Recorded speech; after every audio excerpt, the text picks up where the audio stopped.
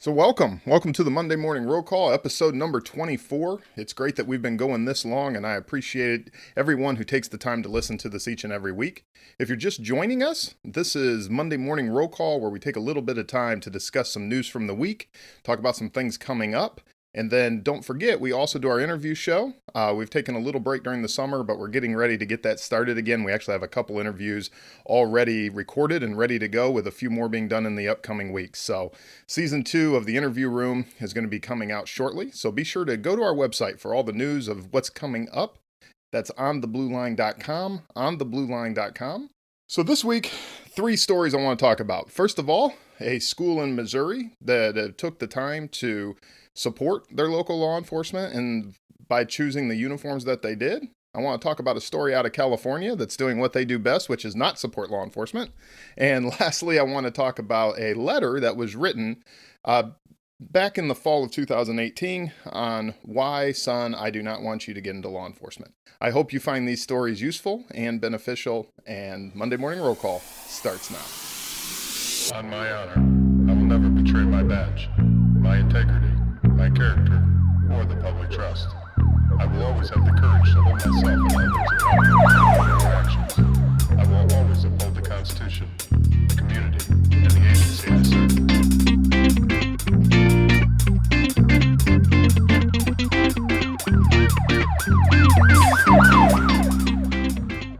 So this last week, I shared a story on Facebook. It was out of Missouri. The 7th grade team with the Harrisonville Youth League, they had decided that they wanted to do something different with their uniforms. Now, you have to consider that both of their coaches one is law enforcement, one was retired law enforcement. So I'm sure that played a part in it. But what's really cool is the team had the option. They got to choose for themselves, these 7th graders, what type of uniform they wanted. And they decided to go with the thin blue line flag, very similar to the one I have on the wall behind me. Very neat. The front and the back of the uniforms, very sharp. And the coach, he was retired for law enforcement. And one of the questions that they asked him is, why did you guys choose this uniform? And he said, well, it wasn't me, it was the kids. So they then interview this kid, Eli, and he says, why do you like this jersey so much? And this 7th grader, he says, well, it represents our coaches as officers. And sometimes I don't think they get enough credit for what they do. I thought that was pretty cool. I thought that, even if somebody maybe talked to him beforehand, I don't know. But I thought in that news story, that was kind of a neat answer that he gave. Well, they then talked to the coach and they said, hey, coach, what's your training philosophy? What is it from your law enforcement career that helps you as a coach of a football team? And he answered, well, there's a few things. First of all, it's structured. Very much like, it is in the law enforcement career, where you have that structure, you have that paramilitary environment. That's something he can bring to the team. Also, the philosophy of working as a team. Plus, building self-confidence through hard work and through dedication to our craft. He talked about how these similarities between both football and life and law enforcement all play hand in hand. So, great job, team. Great job, Missouri. I'm glad that you guys are doing this, and those uniforms look really sharp, and I hope you guys have a great season. The second story I want to talk about this week is out of California. And as always, when I'm going to talk about California, I like to take a quick drink with a straw. It just makes perfect sense to me. So bear with me on this. So this story just came out within the last few days. But yes, San Francisco, California.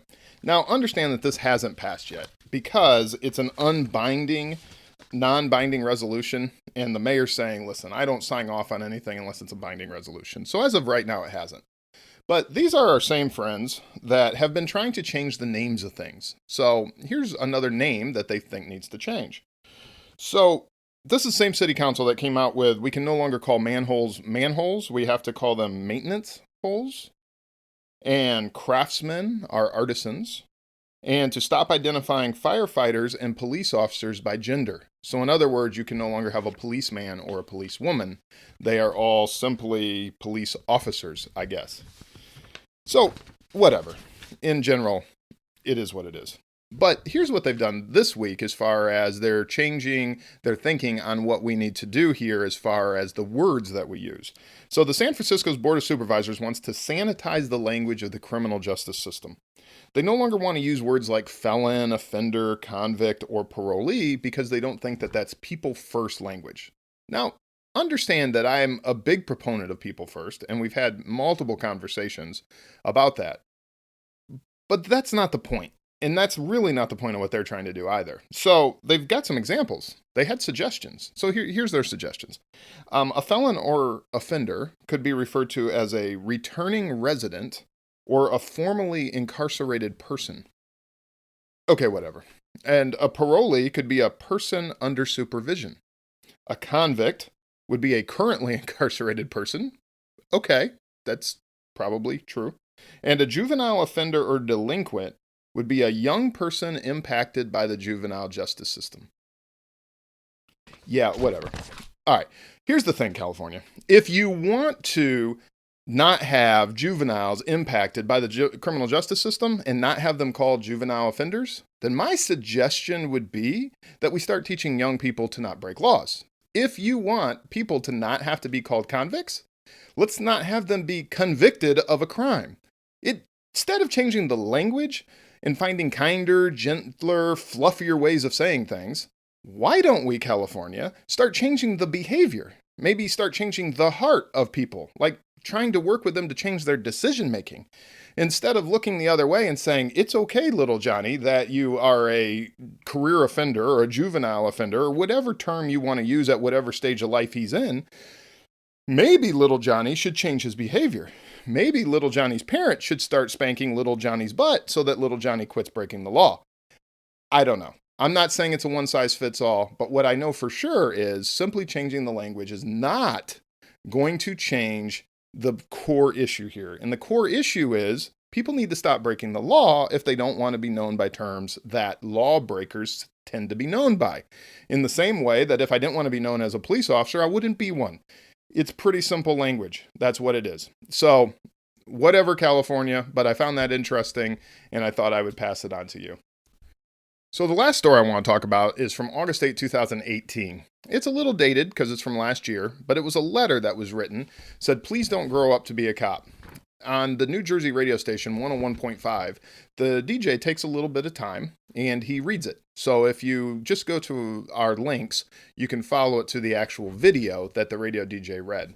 However, I went ahead and I downloaded it. I want to take a minute and just read this letter and then give you some of my thoughts on it. Now, mind you, it's from August of last year, so there's a few things that he's referring to that are definitely dated, and you can insert probably some other more recent events into this letter. But I thought this was pretty good. So, dear son, you're still young enough to decide what you want to do with your life, with all options on the table. Your life will be your own. Your choices, your own. I'm only here to offer advice and my guidance.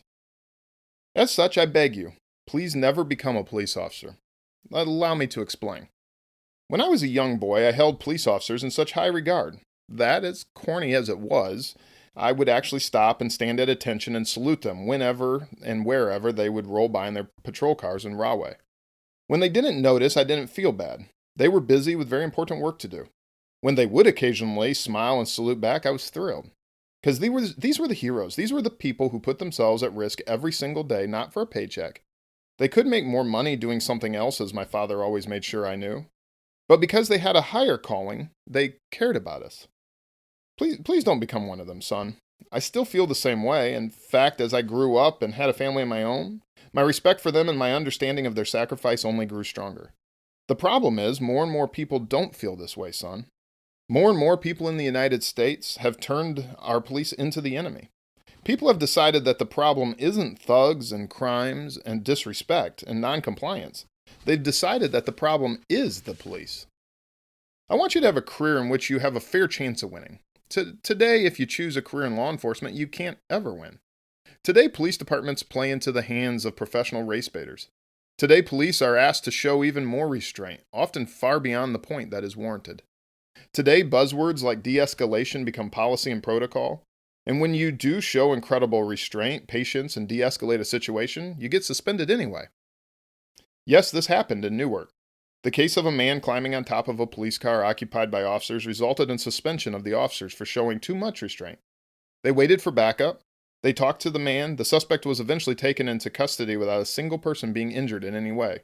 Yet the Newark brass suspended 2 officers for not cuffing him sooner. You've got to be kidding me. Then Tuesday night, 2 plainclothes detectives were in an unmarked car at a red light in Camden, and they were ambushed. A man in an attack so random one has to assume he knew they were law enforcement suddenly opened fire on them through their windshield. 25 rounds were fired, and miraculously the detective's wounds were not considered life-threatening. One of the injured officers was able to return fire, but as I write this, it is not known if that shooter was hit. They're looking for him now. This was no robbery attempt, no carjacking attempt. This seemed to be someone who knew they were law enforcement and outright tried to assassinate them. An ambush, plain and deadly simple. I use the word assassinate because there has been so much pushback against the police that this attempted killing almost seems political. Black Lives Matter has become a powerful force to be reckoned with. A climate has grown that assumes the worst in police officers, not the best. An ideology seems present that thinks in terms of a few good apples rather than a few bad ones. I cannot imagine how any police department today is acquiring new recruits.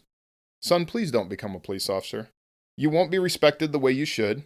You won't be paid the way you should. You won't be safe the way you should. You won't be backed up by your department the way you should. You won't be appreciated the way you should. The choice is yours. If you choose not to follow my advice and become a law enforcement officer, you'll be in for a long, tough road. You will be unfairly questioned. You will be unfairly characterized. You will be expected to make decisions in the blink of an eye that can change the entire course of your life. And you will have stress, seclusion, self-doubt, and a few other things too. You will have my undying respect, admiration, and pride. So this is a great letter, and obviously it's meant to mean the opposite of what the title implies, but it moved me. And I have had similar concerns for those entering law enforcement today. What is this climate going to be like? What's it going to be like in 10 years, in 20 years, in 30 years?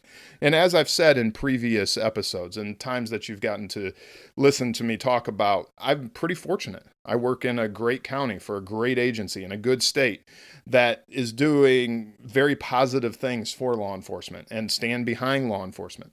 But what's going to happen in these other states and these other areas where just we can't even agree on what language to use or whether or not you should have a straw in your drink?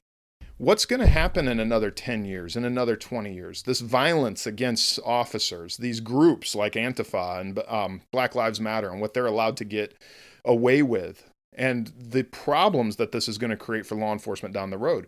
What is this climate going to look like?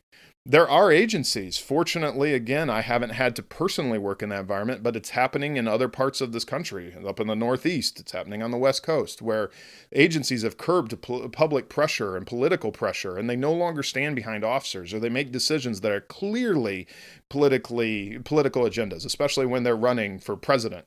But I won't mention New York. So anyway, but here's the thing. What we need officers. We need my son, if he would so choose to go into law enforcement. We need this author's son. We need good people.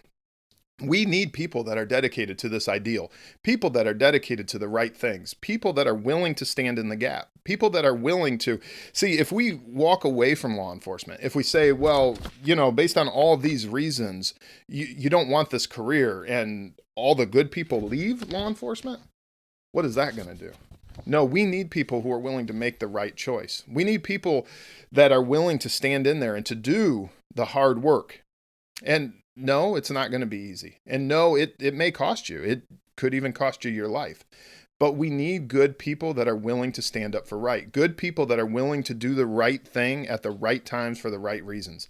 And it's so important that we teach this to the next generation.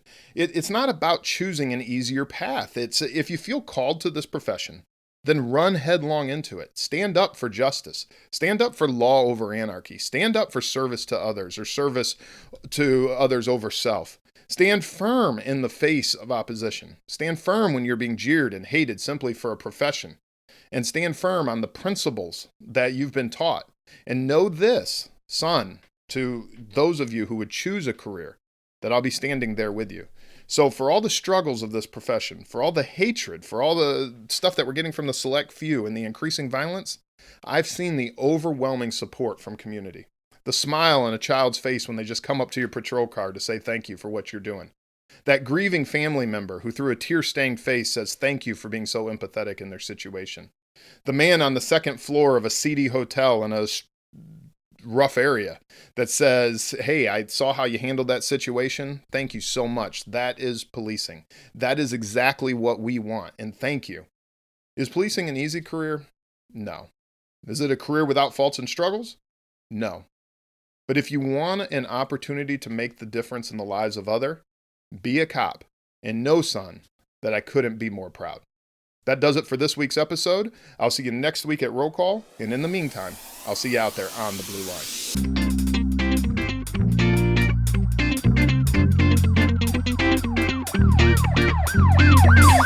line.